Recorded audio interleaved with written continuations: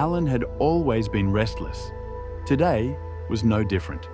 With arms crossed, frustration written all over his face, he walked into the peaceful Buddhist monastery. The monks in orange robes chatted calmly in the courtyard, but their peace only made his irritation worse. "Why is everyone so calm? Don't they have problems?" he muttered to himself, his gaze fixed on the ancient temple in the distance. Sitting cross-legged before the wise monk, Alan let out a deep sigh.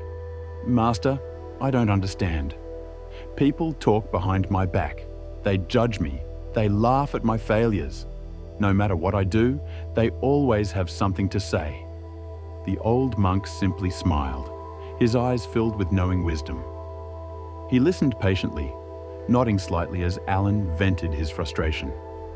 "How do you ignore them?" Alan finally asked. The monk didn't answer. Instead, he reached for something beside him. The monk handed Alan a small wooden tray filled with neatly stacked pebbles. "Walk across the garden path without dropping a single stone," he instructed. Alan frowned. "What does this have to do with my problem?" But he didn't argue. He took the tray carefully, gripping it firmly. The monk gestured toward the path ahead. "Go." Step by step, Alan moved forward. His eyes were locked onto the tray, carefully adjusting his grip with each movement. He had to stay focused. One wrong step, and the pebbles would fall. As he walked, something strange happened.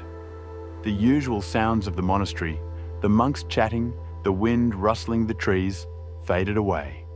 All that mattered was the tray in his hands. He reached the end of the path and exhaled. He did it. Alan turned back to the monk, holding the tray with a proud yet surprised expression. "I didn't even hear the monks talking," he said, realization dawning on him. The old monk nodded with a smile. "Exactly.